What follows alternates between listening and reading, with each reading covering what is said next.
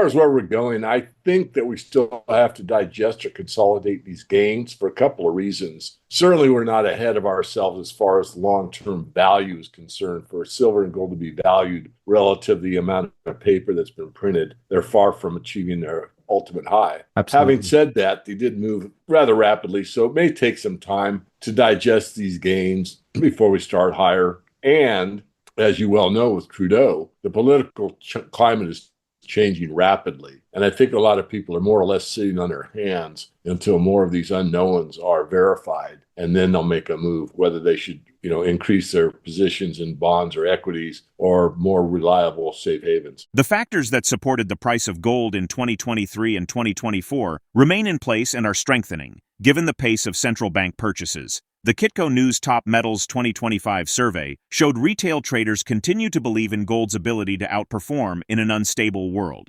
Industry experts also see the potential for silver prices to play catch-up in the second half of the year. DavidMorgan, publisher of the Morgan Report, mentions that gold and silver remain undervalued relative to the amount of paper currency in circulation. Investors need to understand that gold has multiplied 100-fold, while the US dollar has lost nearly 98% of its purchasing power. According to Morgan, the shifting political climate, particularly in Canada under Prime Minister Trudeau, is causing uncertainty. He observes that investors may wait for clarity on political and economic conditions before making significant moves into bonds, equities, or safe haven assets like precious metals. The Canadian dollar in December slid to its lowest level since March 2020, as Trudeau's government fell into crisis after the shocking resignation of his finance minister. The loonie lost about 6% in value in the last 3 months of 2024, dragged down by tariff threats from President-elect Donald Trump. Fears of uncertainty have led investors to use gold as a hedge against the risk of currency devaluation. In 2024, central banks bought 694 tons of gold, according to data from the World Gold Council, diversifying their holdings away from the US dollar. Regarding silver investing, Morgan emphasizes the importance of his 10 rules of silver investing to avoid common mistakes and ensure long-term success. The price of silver also rose this year, but in a strikingly similar proportion to gold's. From a historical perspective, the price of silver has evolved spectacularly, amplifying by a factor of 2 on average the variations of gold prices depending on the periods and contexts. Now, we present the clips of DavidMorgan's insights from his recent interview. Before we continue to discuss this, please subscribe to our channel and activate the bell icon for timely updates. Well, I think over the full year, it's going higher. But, we had some pretty good moves in silver and gold last year, as you know, Ivan, and we had roughly round numbers about 30% moves. It's interesting, the other white metals, I think platinum was down 7%, and I think palladium was off 13%. I like to see all the metals moving, not necessarily the same percentage, but they're all moving up or down at the same time. But platinum and palladium are such small markets, and they're really not considered money, so I don't really pay a lot of attention to them. As far as where we're going, I think that we still have to digest or consolidate these gains for a couple of reasons. Certainly, we're not ahead of ourselves as far as long-term value is concerned. For silver and gold to be valued relative to the amount of paper that's been printed, they're far from achieving their ultimate high. Absolutely. Having said that, they did move rather rapidly, so it may take some time to digest these gains before we start higher. And as you well know, with Trudeau, the political climate is changing rapidly. And I think a lot of people are more or less sitting on their hands until more of these unknowns are verified. And then they'll make a move, whether they should, increase their positions in bonds or equities or more reliable safe havens. All ego aside, and I did this from the head and the heart, and was asked to write for the Investing Rules book probably 25 years ago now, Ivan, and it's called The 10 Rules of Silver Investing. And it's a good rule book for not getting burned. Right. If you're new or seasoned, how to not get a raw deal from your dealer and why dollar cost averaging makes the most sense. But for anyone out there that can afford to save, which is tough these days, but if you can, I would say, pay your bills in fiat and save in real metal. But don't do it on this is a low, I'm going to buy it now, only to watch it go another dollar or two lower. The best thing is just to save like a good saver. I'm going to save $100 a month. I'm going to save $200 a month, whatever it is. Put that into real metal and don't worry about it. And dollar cost averaging does two things. It produces discipline. And it also gives you a psychological advantage in the market because you're not all worried about the daily or monthly ups and downs. Right. You know that when the price is low, you get more metal for your for your fiat. Underpriced is how you're forced to buy less because it's a high price. So dollar cost averaging is what I think the average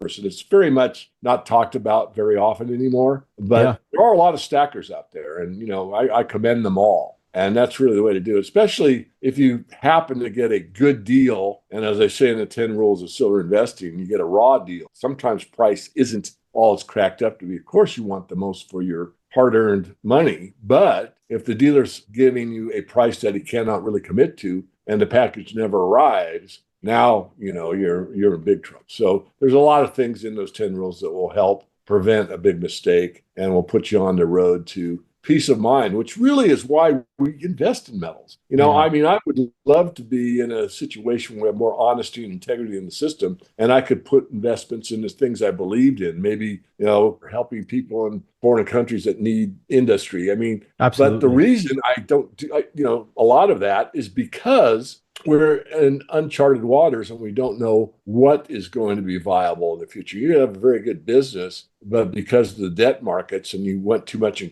credit, you're not able to service your loan, and all of a sudden you're out of business. Things are topsy-turvy, and you hear me say it every time. That's why you've got to be prepared for a time when you'll be very grateful that you have precious metals to rely upon.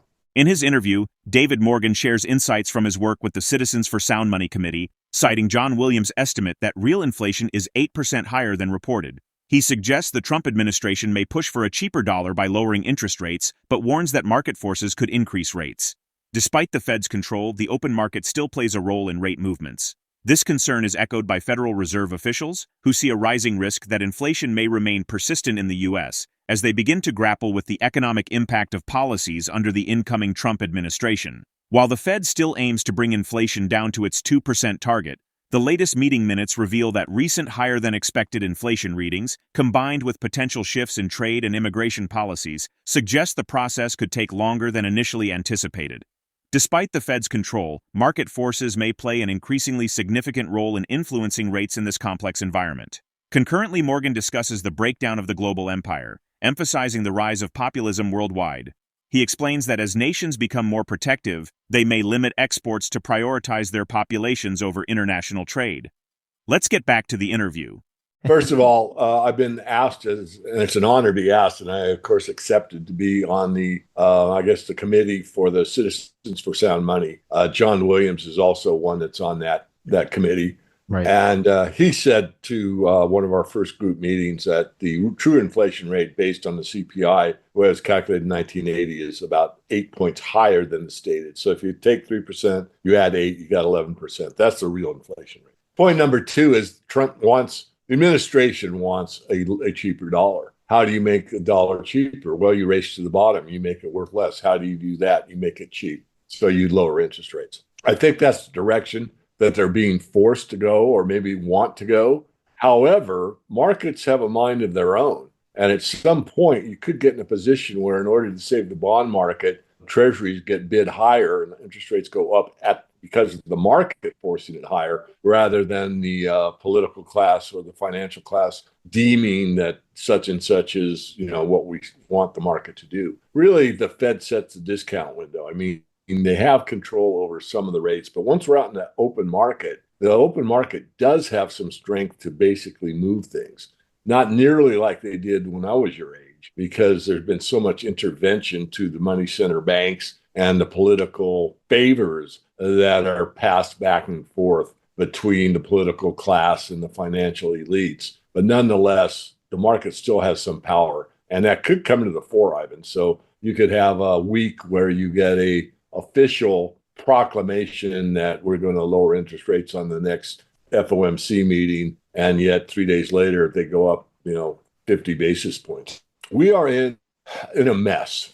The global empire really is not going the way that the New World Orders want it to go. And what happens as the system starts to break down from a global empire, people everywhere and their nation states start to become more protective. And this is what you're seeing with the move toward populism across the planet. It's not just the United States, it's across the planet. Right. Which means if you're growing a lot of wheat, for example, you're not going to just export it all and take dollars for it or rubles or the BRICS currency or whatever. You're going to actually think about how much wheat you have for your population. The outlook for silver in 2025 appears bullish, with most predictions indicating significant potential for price appreciation.